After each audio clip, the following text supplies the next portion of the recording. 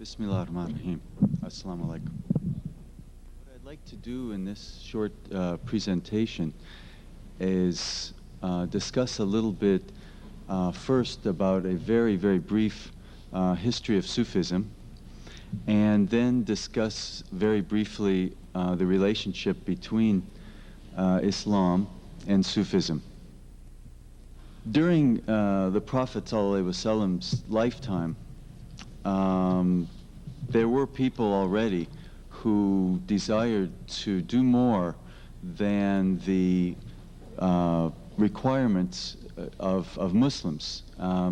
Generally, they performed more fasting, they prayed more in the evening, particularly the tahajjud prayers.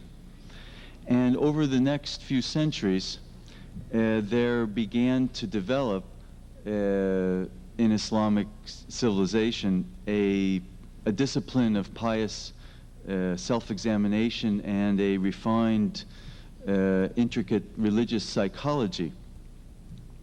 And the specialized technical vocabulary of this discipline is now known, in English anyway, as Sufism.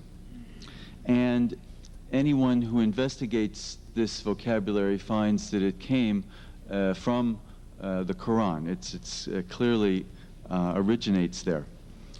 And the people who engaged in these pious activities over time became known as Sufis.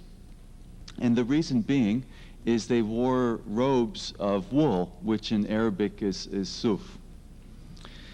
And so, in short, we can look at Sufism as not only a set of spiritual practices, but also as one of the religious sciences.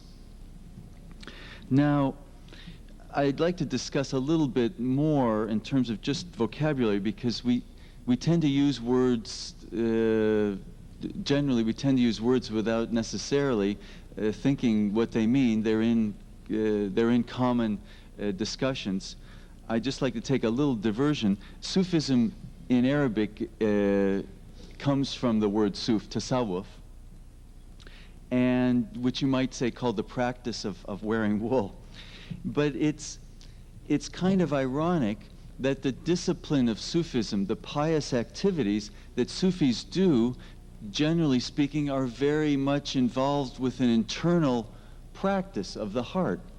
And so if you think about it, it's kind of strange that people who are performing pious activities to get closer to God, a very inner type of activity, are described by what they wear.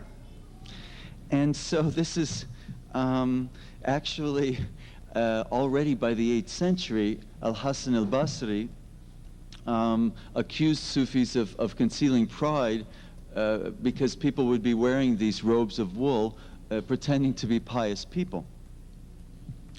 And in English, unfortunately, the word Sufism is not anymore, it has its problems, because it's Sufism. It implies, particularly to people who don't know, outsiders, that there's some difference between Islam and Sufism. So this is, there's a problem of terminology here. But I'm still going to use the word Sufism, since this is a common term in English. Now, what is the relationship between Sufism and other aspects of Islam? I think probably the best thing to do is to go back to an often quoted hadith, Gabriel's hadith. And it was related one day that a man came walking in from the desert where the Prophet ﷺ and his companions were sitting. One of the things that's noticed in this hadith is the fact that the man who came had an immaculately white gown. And for any of you who have been anywhere in a desert, you don't just come walking out of the desert with immaculately white clothes. Clothes get dirty very quickly. So this is already a sign that there's something unusual. And the man who came asked the Prophet ﷺ, what was Islam? What did it mean to submit to God? And the Prophet ﷺ replied that he explained the 5 pillars of Islam. And to everyone's shock, the man who came said, yes, you're right. Everyone was very shocked by this. And then he inquired to the Prophet ﷺ about Iman, faith. And the Prophet ﷺ listed the articles of faith as they're in the Quran. And then his last question was about ihsan, which is a difficult word to translate into English. It's been translated as beneficence. I'm going to conveniently translate it as perfection. And the Prophet answered that ihsan was to worship God as if you see him, and if you don't see him, he sees you. And at that point, the guest left, and the Prophet ﷺ informed the companions that this was Gabriel. Now, this hadith has been used in many ways to explain different, what have been called dimensions of Islam. The 3 dimensions being Islam, submitting to God, Iman, and Ihsan.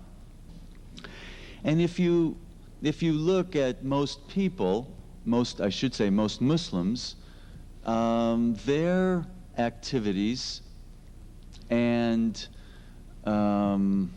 perspective fall mostly into a daily practice following the 5 pillars of Islam, informed by a faith commitment.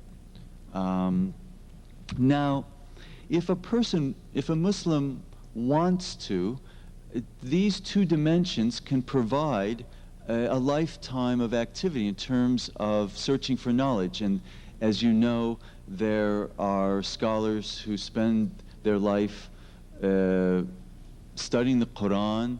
There are qaris and hafiz who spend their lives perfecting the recitation of the Quran.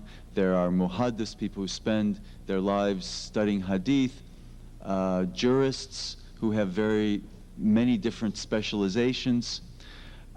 These all fall in the realm of the science of Islam.